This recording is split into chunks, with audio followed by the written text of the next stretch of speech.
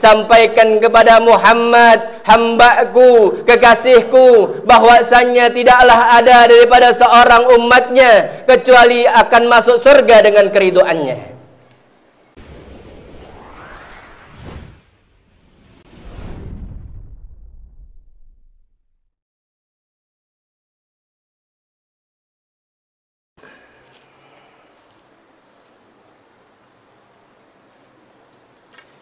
Innal hamdalillah nahmaduhu wa nasta'inuhu wa nastaghfiruh wa na'udzu billahi min shururi anfusina wa min sayyiati a'malina may yahdihillahu fala mudilla lahu wa may yudlil fala hadiya lahu ashhadu an la ilaha illallah wahdahu la syarika lahu wa ashhadu anna sayyidana Muhammadan 'abduhu wa rasuluhu. Allahumma salli wa sallim ala sayyidina Muhammadin wa ala alihi wa sahbihi ajma'in. Amma ba'du, fa ya ma'asyiral muslimin, ittaqullaha ta'ala haqqa tuqatih wa la tamutunna illa wa antum muslimun. Ma'asyiral hadirin, sidang Jumat yang dimuliakan Allah Subhanahu wa taala. Di hari Jumat yang penuh barakah ini, melalui mimbar yang penuh kemuliaan ini, saya selaku khatib mewasiatkan kepada diri saya pribadi khususnya dan kepada seluruh jamaah kaum muslimin umumnya untuk senantiasa meningkatkan takwa kita kepada Allah Subhanahu wa taala. Takwa dalam arti menjalankan segala perintah-perintah Allah dan menjauhi apa yang dilarang oleh Allah Subhanahu wa taala. Yang kita berharap mudah-mudahan dengan takwa kita kepada Allah Subhanahu wa taala jalla jalaluh tersebut mengantarkan diri kita menjadi hamba-hamba Allah yang senantiasa kelak dikumpulkan di surganya Allah Subhanahu wa taala. Amin ya rabbal alamin. Ma'asyiral hadirin, sidang Jumat yang dimuliakan Allah Subhanahu wa taala. Duduknya kita di masjid pada siang hari ini, kita pun tahu bahwasanya kita masih berada di salah satu bulan yang mulia, salah satu bulan yang agung, salah satu bulan yang dimana dilahirkannya manusia yang paling mulia, yang dimuliakan oleh yang maha mulia. Bulan dilahirkannya manusia yang agung, yang diagungkan oleh yang maha agung. Bulan dilahirkannya baginda Nabi besar Muhammad sallallahu alaihi wasallam, yang dikatakan oleh Imam Asy-Syarwani mengatakan inna afdhalul layali, sesungguhnya paling afdalnya malam, paling afdalnya hari, paling afdalnya waktu adalah di mana pada saat malam tersebut, hari tersebut, waktu tersebut, yaitu waktu hari dan malam kelahirannya baginda Nabiuna Muhammad sallallahu alaihi wasallam. Untuk itu ma'asyiral hadirin rahimakumullah, bukan hanya kita beribadah pada siang hari ini, tapi pantaslah bagi diri kita untuk bergembira, mengucap syukur kepada Allah Subhanahu wa taala dengan ditakdirkannya kita hadir di bulan Rabiul Awal ini untuk mengagungkan daripada hari kelahirannya baginda Nabiuna Muhammad sallallahu alaihi wasallam. Ma'asyiral hadirin, sidang Jumat yang dimuliakan Allah, mencintai Rasulullah sallallahu alaihi wasallam adalah sebuah kewajiban bagi seorang mukmin.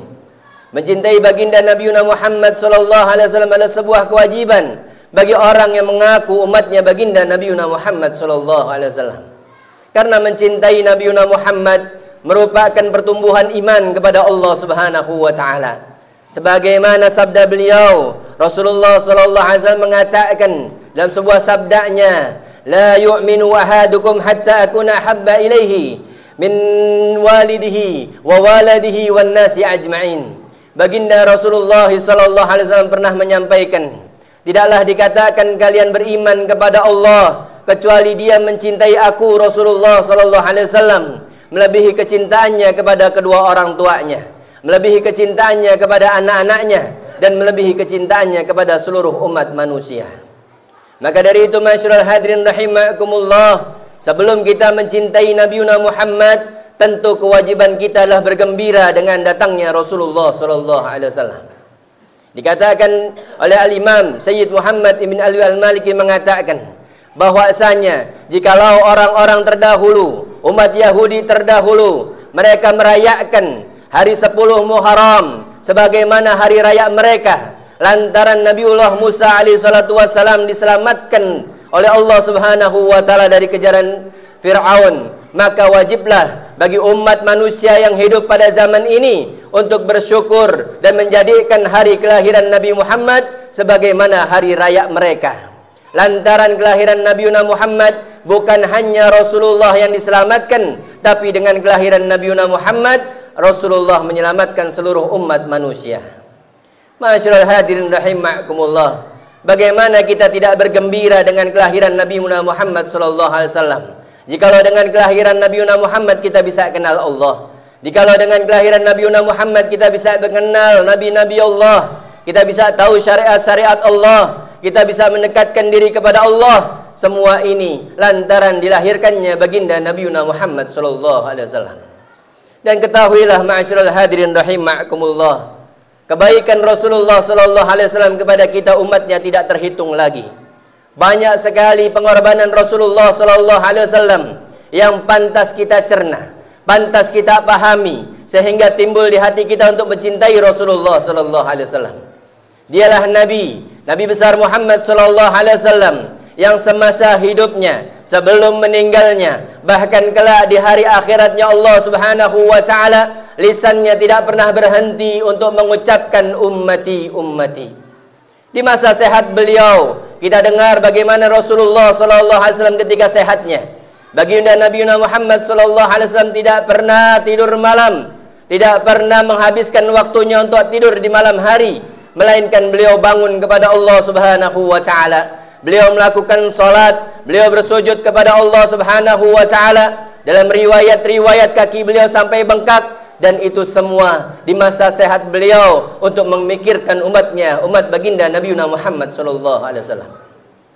Belum lagi di masa susahnya Rasulullah sallallahu alaihi wasallam. Bagaimana kita mendengar cerita baginda Nabi Muhammad sallallahu alaihi wasallam ketika beliau mengimami salat subuh berjamaah dengan para sahabatnya. Tiba-tiba terdengar dari bagian tubuh Rasulullah sallallahu alaihi wasallam ada suara-suara kecil, yang suara itu membuat sahabat-sahabat yang di belakang Nabi Muhammad tertegun. Sahabat-sahabat merasa ada yang aneh dengan Rasulullah sallallahu alaihi wasallam. Maka tatkala selesai daripada salatnya, para sahabat menghampiri Rasulullah sallallahu alaihi wasallam, mendekati Nabi Muhammad sallallahu alaihi wasallam. Mereka bertanya kepada Rasulullah, "Ya Rasulullah, ada apa dengan dirimu? Mengapa kami melihat engkau ketika salat ini dalam keadaan lemah? Kami tidak melihat engkau bangkit dari sujud kecuali engkau sangat pelan. Kami tidak melihat engkau bangun daripada ruku kecuali engkau pun sangat pelan. Apa yang menimpamu wahai Rasulullah?" Bahkan dikatakan oleh sahabat yang lainnya, "Ya Rasulullah, aku pun mendengar ada sesuatu yang terdengar daripada tubuhmu." Maka baginda Nabi Muhammad sallallahu alaihi wasallam, beliau bukakan sedikit gamisnya dan diperlihatkan kepada para sahabat ada 3 batu yang menempel di perutnya Nabi Muhammad sallallahu alaihi wasallam. Maka para sahabat dengan kasih sayangnya kepada Rasulullah, mereka menjerit, mereka menangis, mereka melihat baginda Nabi Muhammad sallallahu alaihi wasallam melakukan hal demikian.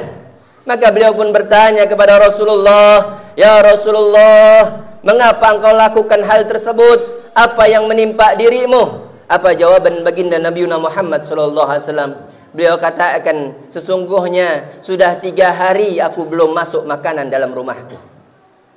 Sebelumnya dikatakan oleh para sahabat bahwasanya Nabi Muhammad sallallahu alaihi wasallam adalah orang yang paling jarang makannya. Nabi Muhammad sallallahu alaihi wasallam adalah orang yang paling jarang mengkonsumsi makanan dalam hidupnya. Tapi pada saat itu beliau mengatakan, "Aku sudah 3 hari belum masuk makanan." Maka para sahabat pun memeluk Rasulullah SAW dan dia menangis, "Billahi wa bi ummi wa bi abi ya Rasulullah, demi Allah, demi ayahku, demi ibuku wahai Rasulullah, seandainya engkau mengatakan bahwasanya engkau tidak ada makanan, niscaya aku, ibuku, ayahku dan kami semua akan memberikan makanan terenak untukmu." Tapi apa jawab baginda Nabi Muhammad sallallahu alaihi wasallam? Beliau katakan kepada para sahabatnya, "Tidak, ya, aku tidak menginginkan hal demikian. Aku hanya ingin menjadi orang-orang yang lapar sehari dan kenyang sehari." Rasulullah sallallahu alaihi wasallam. Bagaimana saat sakit beliau dikatakan baginda Nabi Muhammad sallallahu alaihi wasallam 2 bulan sebelum wafatnya Rasulullah sallallahu alaihi wasallam, yang diriwayatkan oleh Sayyidah Aisyah radhiyallahu anha. Beliau katakan kepada para sahabat Rasulullah sallallahu alaihi wasallam, sesungguhnya 2 bulan sebelum kematian, sebelum wafatnya baginda Nabi Muhammad sallallahu alaihi wasallam, sungguh dapur kami tidak pernah nyala api. Kami tidak pernah memakan apapun yang kami masak, kecuali Rasulullah sallallahu alaihi wasallam hanya memakan kurma dan dia meneguk daripada air-air yang Allah berikan. Ma'asyiral hadirin rahimakumullah. Begitulah pengorbanan Rasulullah sallallahu alaihi wasallam semasa hidupnya, semasa sehatnya, semasa beliau kuatnya. Bagaimana kita diperlihatkan juga ketika beliau berperang, beliau mendakwah, beliau mengajarkan kepada sahabat-sahabatnya arti cinta yang sesungguhnya.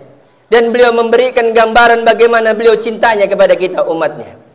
Dalam riwayat dikatakan saat perang Uhud, baginda Nabi Muhammad sallallahu alaihi wasallam banyak dilempari batu, banyak terdapat luka di badannya Nabi Muhammad sallallahu alaihi wasallam. Namun Rasulullah dengan kesabarannya, dengan ketabahannya, beliau tidak menginginkan kehancuran dari orang-orang yang melemparinya.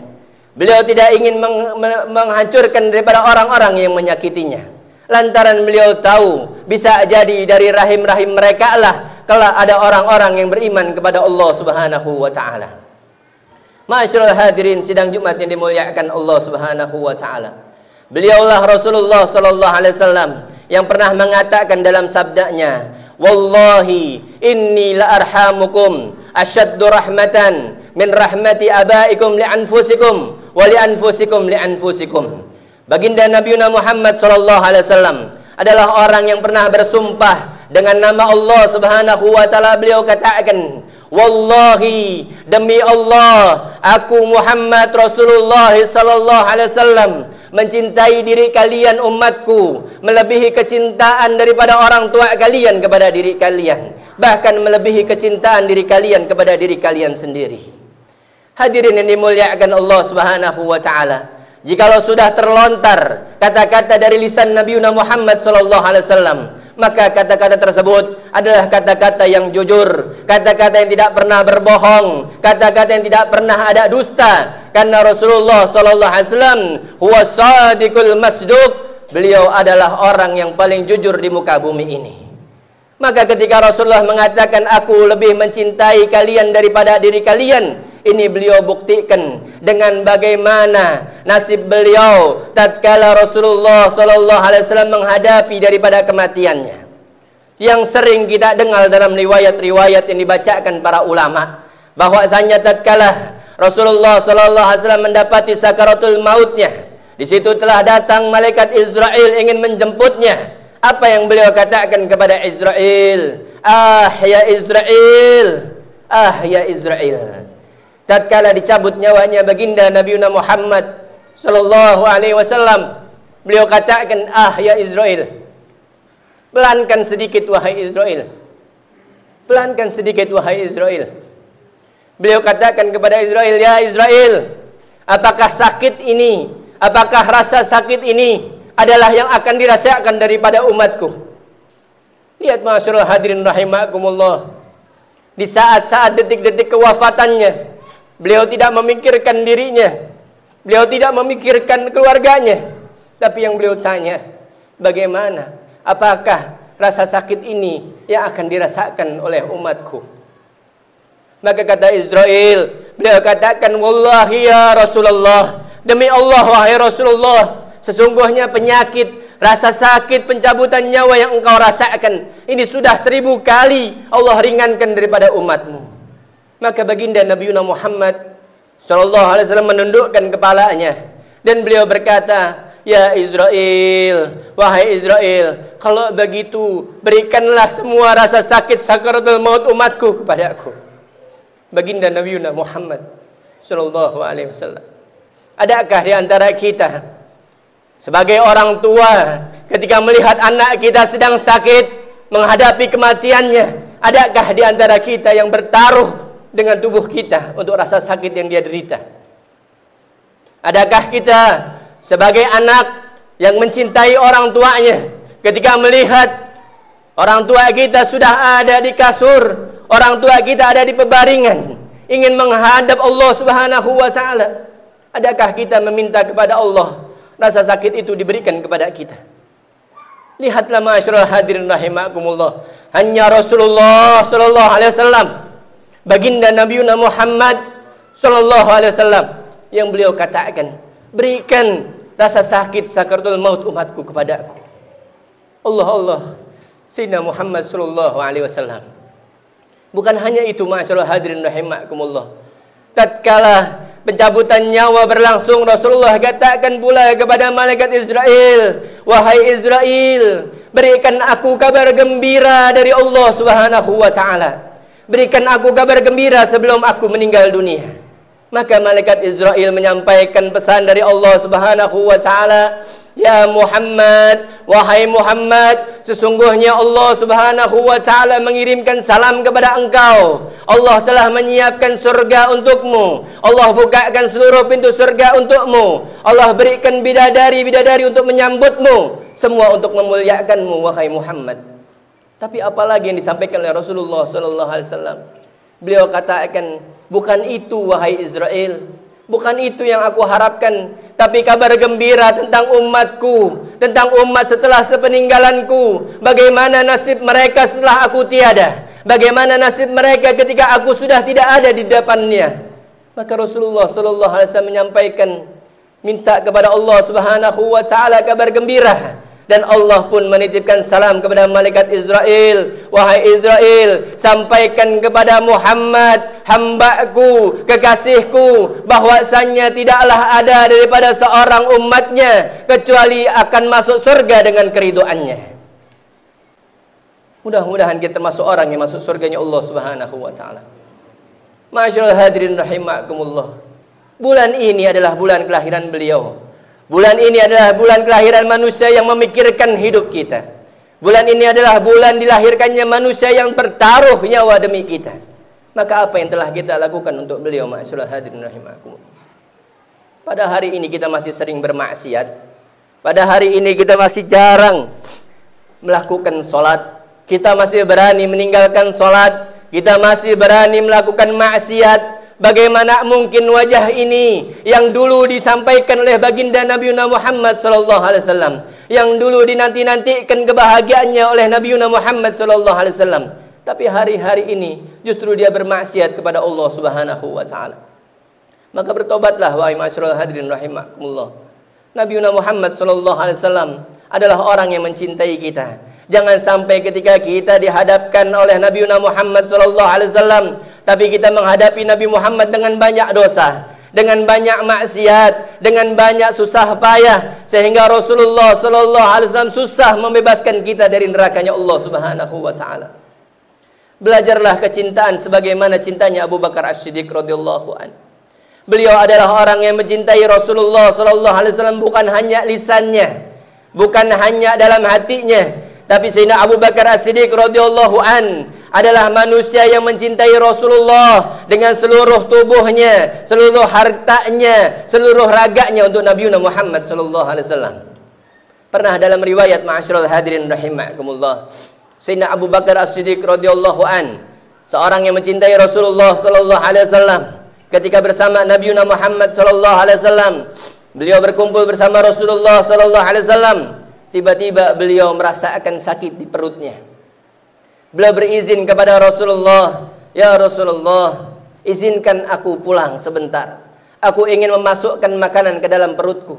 Sesungguhnya aku sudah lapar dan aku belum memasukkan makanan sedikit pun dari tadi paginya.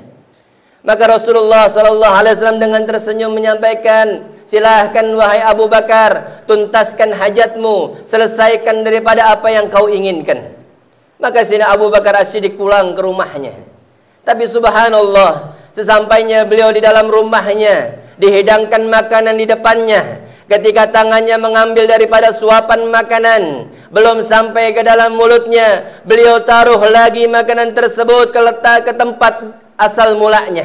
Dan beliau lari kepada Rasulullah sallallahu alaihi wasallam.